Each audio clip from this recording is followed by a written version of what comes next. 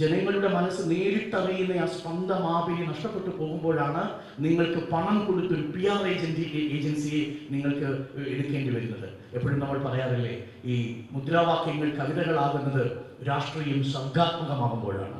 രാഷ്ട്രീയം സർഗാത്മകമാകുന്നില്ലെങ്കിൽ കനകൂലുമാരുടെ ഫോർമുലകളാണ് നിങ്ങളുടെ രാഷ്ട്രീയത്തെ തീരുമാനിക്കുന്നത്. അതൊരു പാർട്ടിയുടെ പേരിൽ പറയാനല്ല. കനകൂലുവിനെ മോശമായി കാണുന്നുമില്ല ഞാൻ. കനകൂലുവിൻ്റെ ഏറ്റവും ഒടുവിലത്തെ പഠനം എൻ്റെ കയ്യിൽ കിട്ടിയിട്ടുണ്ട്. ഞാനിത് പഠിച്ചിട്ടുണ്ട്. വളരെ കൃത്യമായ ആഴമേറിയ ഡാറ്റ വെച്ചുള്ള വിശകലനമാണ് അതിൽ നടക്കുന്നത്. ഡാറ്റ വെച്ചുള്ള പഠനം ഒരു കാലത്ത് നമ്മൾ നടത്തിയത് എങ്ങനെയാണ് എന്നുള്ളത് നമ്മൾ ഒരിക്കൽ കൂടി ഓർമ്മിക്കണമെന്ന് മാത്രമേ ഉള്ളൂ. വരാൻ പോകുന്നതും ഇനി വരുന്നതുമായ തിരഞ്ഞെടുപ്പ് എന്ന് പറയുന്നത് PR ഏജന്റുമാരുടെ തിരഞ്ഞെടുപ്പ് പ്രചരണത്തിൻ്റെയും ഡാറ്റ അനാലിസിസിൻ്റെയും ഒരു തിരഞ്ഞെടുപ്പ് യുദ്ധമായി മാറും. അങ്ങനെ മാറുമ്പോൾ സംഭവിച്ചു പോകുന്നത് നിങ്ങളുടെ റഡാറുകളിൽ നിന്ന് അതിദരിദ്രനായ മനുഷ്യൻ അപ്രത്യക്ഷരാവുകയും വോട്ടിന് ശേഷിയുള്ള സമൂഹത്തിന് കൂടുതൽ പ്രാധാന്യം ഉണ്ടാവുകയും അവൻ അധികാരത്തെ നിശ്ചയിക്കുന്ന അവസ്ഥയുണ്ടാവുകയും ചെയ്യും.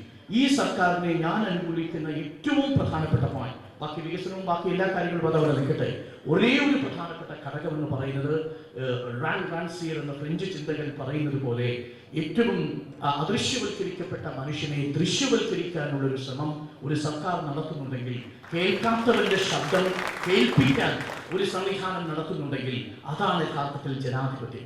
അതിദാരിദ്ര്യമുക്തം എന്ന് പറയുന്ന പദ്ധതി ഒരു PR വർക്കല്ല എന്ന് വിശ്വസിക്കുന്നത് മാധ്യമപ്രവർത്തകനാണ് ഞാൻ. കാരണം ആ പരിപാടി എന്താണ് എന്ന് അടുത്ത് നിന്നറിയാനുള്ള ഒരു സാഹചര്യം എനിക്കുണ്ടായിട്ടുണ്ട്. 16,000 പേരേ ഉള്ളൂ, 16,000 കുടുംബങ്ങളേ ഉള്ളൂ.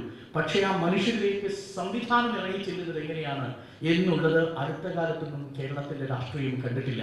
ആ ഒറ്റ കാരണം മാത്രമാണ് ഈ സർക്കാർ ആ അർത്ഥത്തിൽ ഈ റഡാറിൽ നിന്ന് പുറത്തുപോയ മനുഷ്യരെ തിരിച്ചു കൊണ്ടുവരാൻ ശ്രമം നടത്തി എന്ന് ഞാൻ പറയുന്നത്. ബാക്കി എല്ലാ വിമർശനങ്ങളും എല്ലാ മാധ്യമപ്രവർത്തകരെ പോലെ എനിക്കുണ്ട്.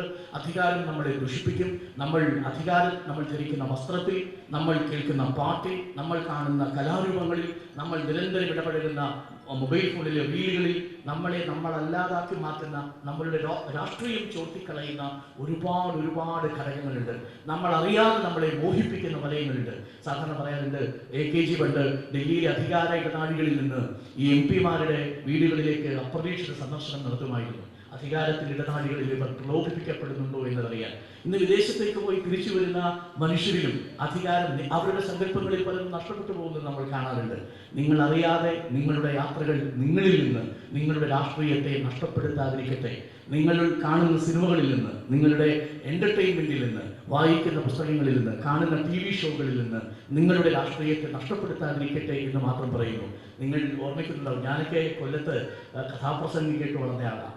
ഇപ്പോഴും നമ്മുടെ മനസ്സിൽ സാംബശിവന്റെ കഥാപ്രസംഗങ്ങൾ ഇങ്ങനെ കേൾക്കുമ്പോൾ നിങ്ങളുടെ മനസ്സിൽ ഉണ്ടാകുന്ന വികാരവും ഒരു റീല് കാണുമ്പോൾ നിങ്ങളുടെ മനസ്സിലുണ്ടാകുന്ന വികാരവും രണ്ടാണ്. അതിന് പിന്നീട് സാംസ്കാരിക രാഷ്ട്രീയത്തിൽ ഒരുപാട് വിശകലനങ്ങളിലൂടെയൊക്കെ നമുക്ക് പറയേണ്ടി വരും. അതൊക്കെ പിന്നീട് ഒരു അവസരത്തിലാവാം.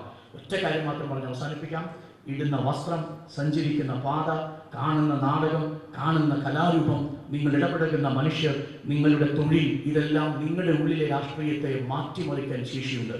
അതിനും അപ്പുറമാണ് നിങ്ങളിലേക്ക് എത്തിക്കൊണ്ടിരിക്കുന്ന പ്രത്യേകതരം കാഴ്ചകളെ കരുതിയിരിക്കണമെന്ന് മാത്രം സൂചിപ്പിച്ചുകൊണ്ട് പ്രിയപ്പെട്ട പ്രേക്ഷകരെ ഞാൻ അവസാനിപ്പിക്കുന്നു.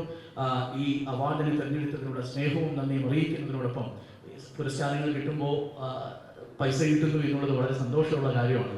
ഈ പുരസ്കാര പ്രഖ്യാപനം വരുമ്പോൾ ഞങ്ങൾ മാധ്യമപ്രവർത്തകരുടെ ഡെസ്കിൽ ആദ്യം ചോദിക്കുന്നത് പൈസ ഉള്ളൂടെ എന്നാണ് ആദ്യം ചോദിക്കുന്നത്. പൈസ ഇല്ലാത്ത പുരസ്കാരങ്ങൾ എന്ന് പറയുന്നത് മാധ്യമപ്രവർത്തകരെ അവിടെ എത്തിക്കാനുള്ള കുറുക്കുവഴികളാണെന്നുള്ളത് ഞങ്ങൾക്കറിയാം. ചില പരിപാടികളിൽ ചില മാധ്യമപ്രവർത്തകർ വരണം എന്നുള്ളത് കൊണ്ട് ഒരു പുരസ്കാരം എന്ന് പറയുന്നത്, പുരസ്കാരം എന്ന് പറയുന്നത് ഒരു ഫലകമാണ്. ആ ഫലകം സ്വീകരിക്കാൻ വേണ്ടി വരും എന്നവർക്കറിയാം. അപ്പോൾ അങ്ങനെ, പക്ഷേ ചില പുരസ്കാരങ്ങൾക്ക് ഈ പൈസയേക്കാൾ വലിയ തിളക്കമുണ്ട്.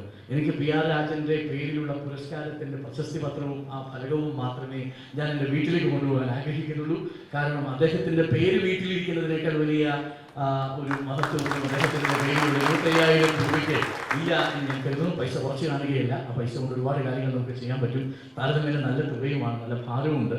25,000 രൂപയാണ് എന്നാണ് ഞാൻ മനസ്സിലാക്കുന്നത്. അദ്ദേഹം പറഞ്ഞിട്ടും അതാണ്. അപ്പോൾ ഈ പൈസ ഞാൻ തിരിച്ച് കമ്മിറ്റിയല്ല ഏൽപ്പിക്കുന്നത്. അദ്ദേഹത്തോട് ഞാൻ ചോദിച്ചു, നമുക്കിത് ഉപയോഗപ്രദമായ മറ്റേതെങ്കിലും സംവിധാനത്തിലേക്ക് ഉപയോഗിക്കാൻ പറ്റിയാൽ നന്നായിരിക്കും. അപ്പോൾ സെറിബ്രലുമായി ബന്ധപ്പെട്ടുകൊണ്ടുള്ള പക്ഷെ ആഘാതം സംഭവിച്ച കുട്ടികൾക്ക് വേണ്ടിയിട്ടുള്ള ഒരു സന്നദ്ധ പ്രവർത്തനം ഇവിടെ നടക്കുന്നുണ്ട്. ഒരു ഡോക്ടറുടെ നേതൃത്വത്തിലാണെന്ന് ഞാൻ മനസ്സിലാക്കുന്നു.